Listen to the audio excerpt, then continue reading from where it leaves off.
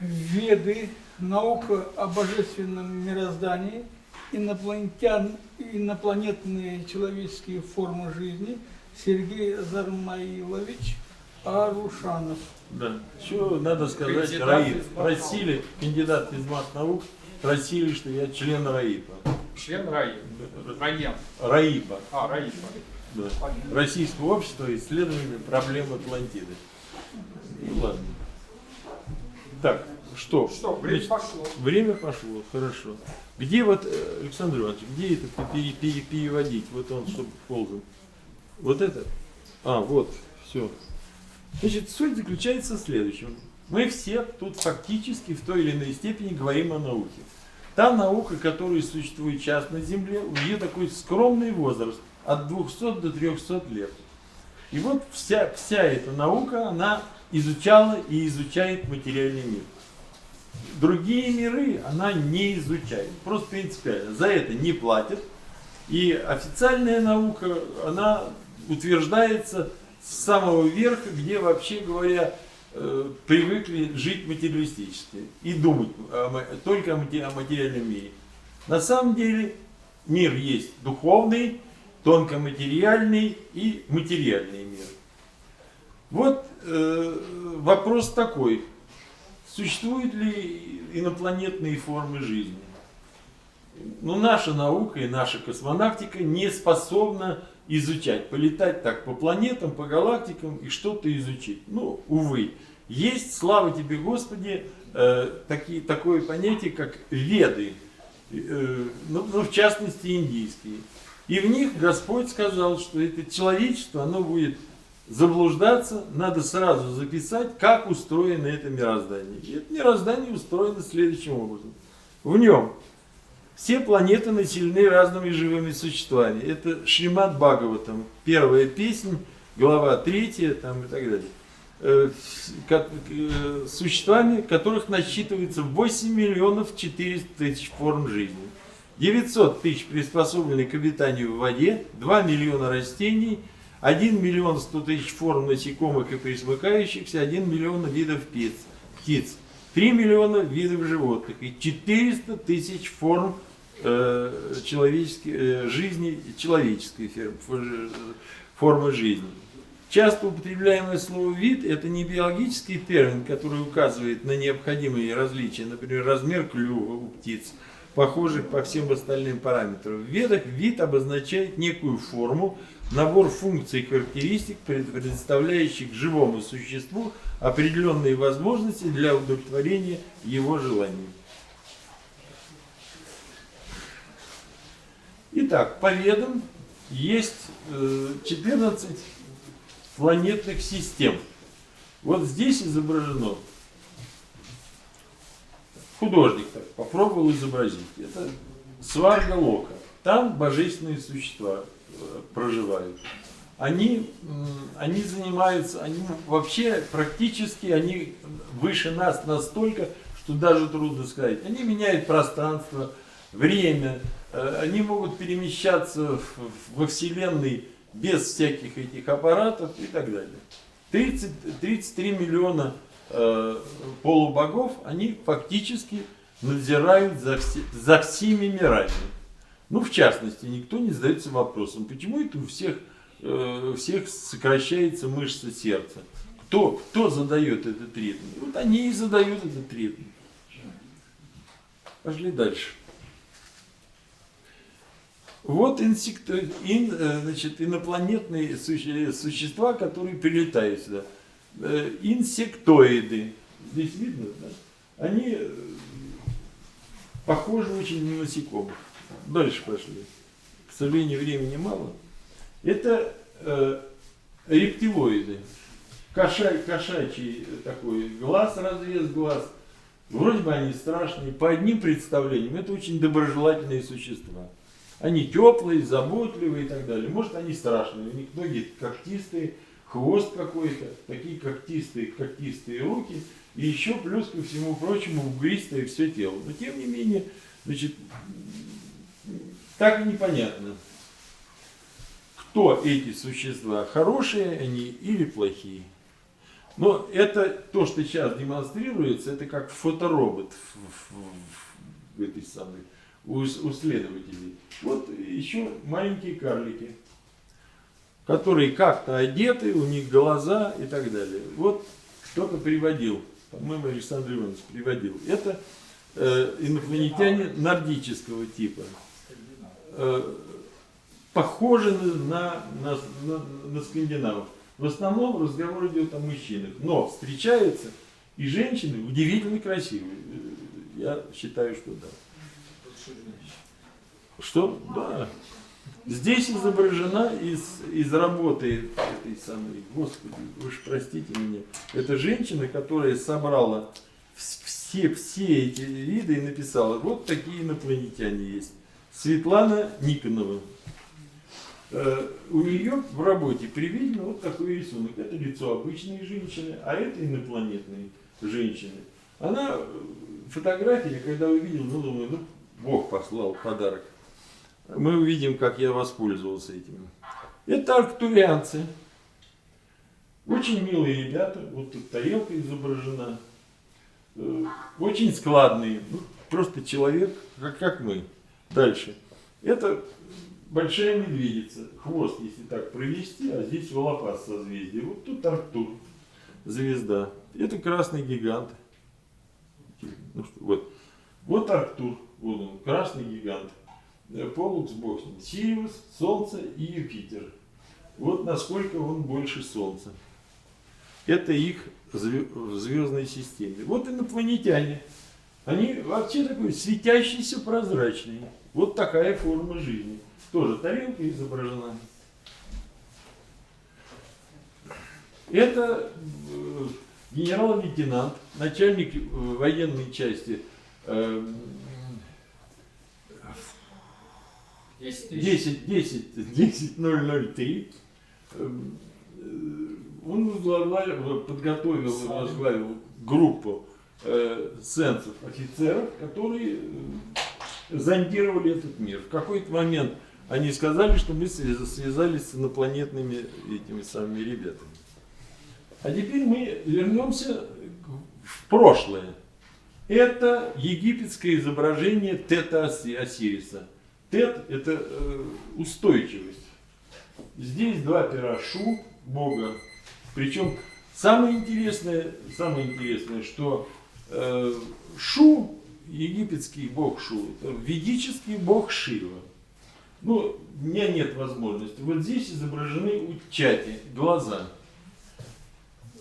Здесь два фараона в короне Нижнего Египта.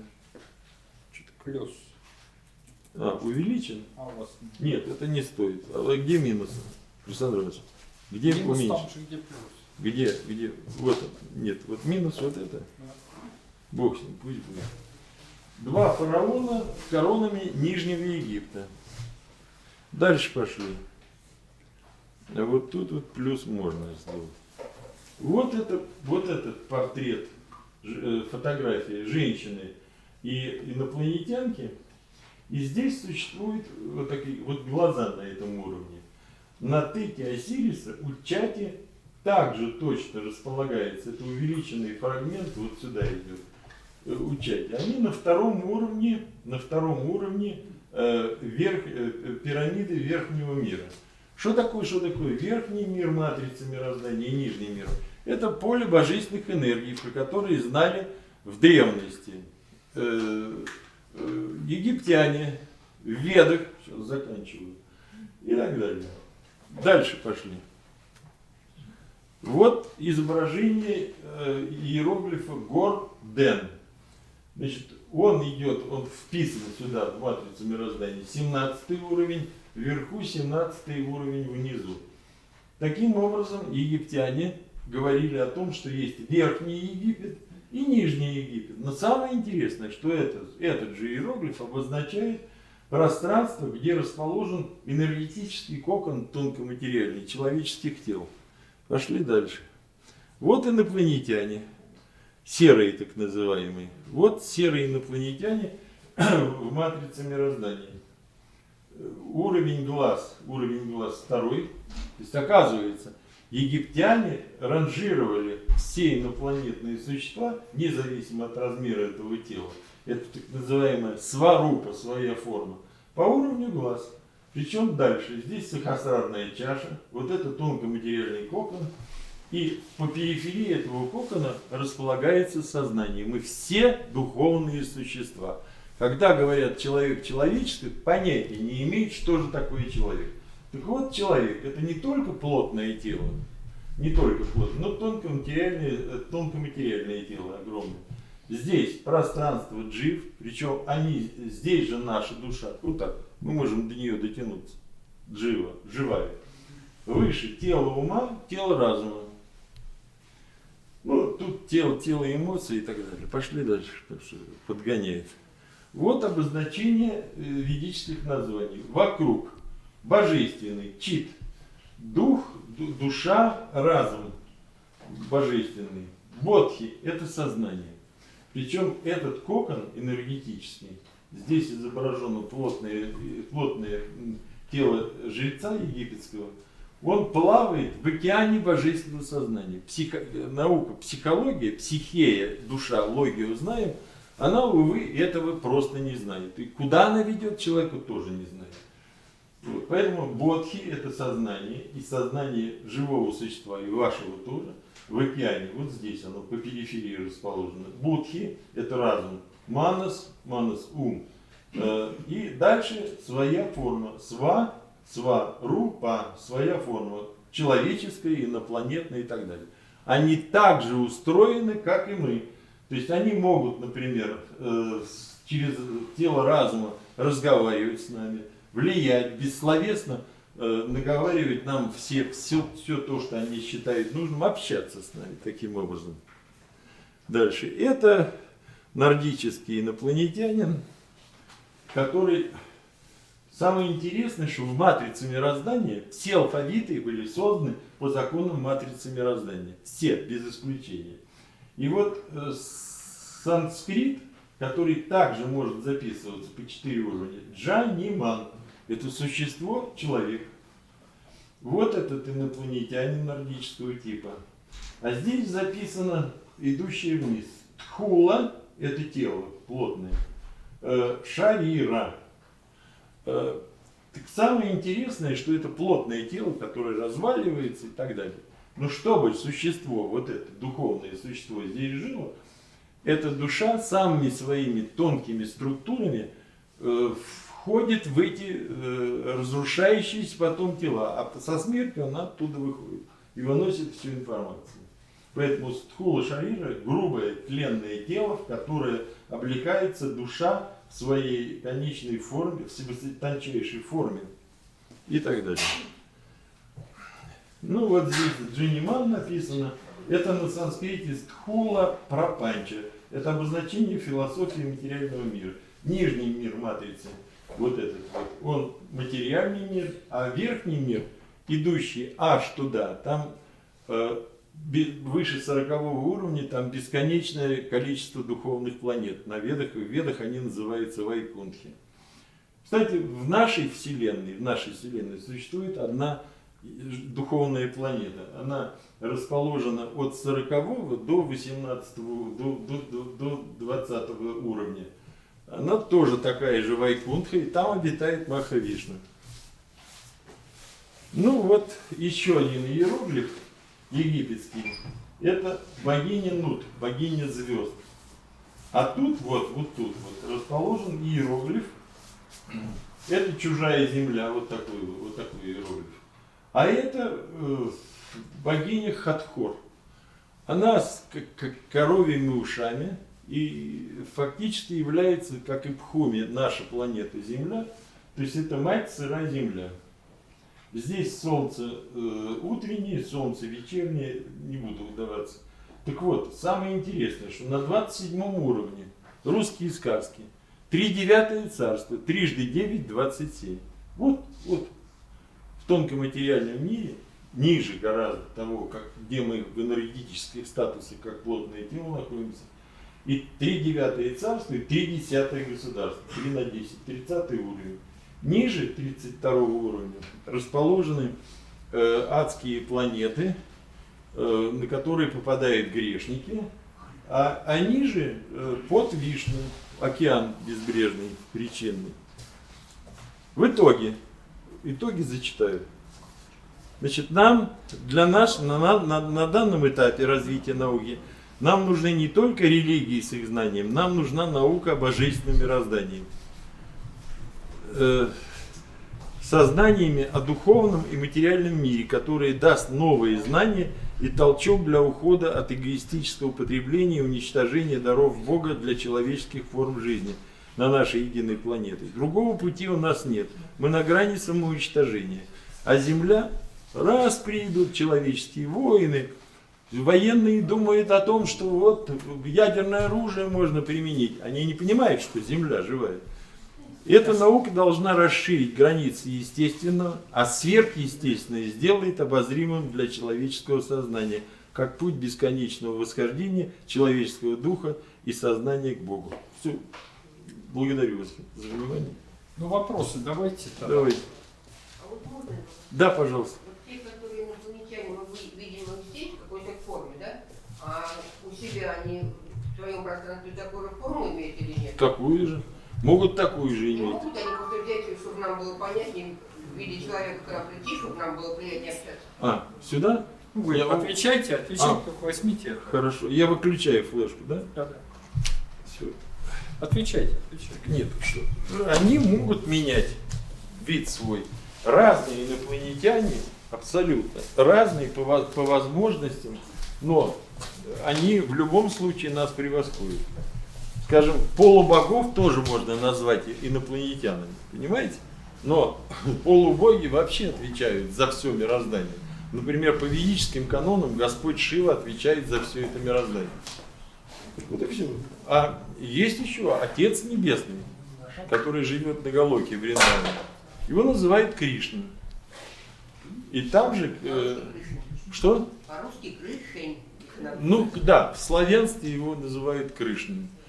Крыши всего. Вот, собственно, все. А вид они могут менять, а могут оставаться такими же. Их очень много, их немеренное количество. Если 400 тысяч форм человеческой жизни во Вселенной, ну вот и оцените. Сколько может быть инопланетян? Не меньше 400 тысяч.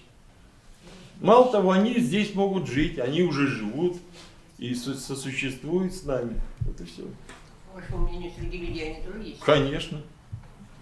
Они элементарно могут появиться в любой момент, войти в контакт. Но они обладают колоссальными способностями. Они вот этим тонкоматериальным телом владеют настолько, что они могут гипнотизировать людей, вторгаться в их мысленные процессы, подчинять их своей воле. Известно, например, такие инопланетяне, я клипы Ну видел. откуда это вы все знаете? Меня никто не может загипнотизировать.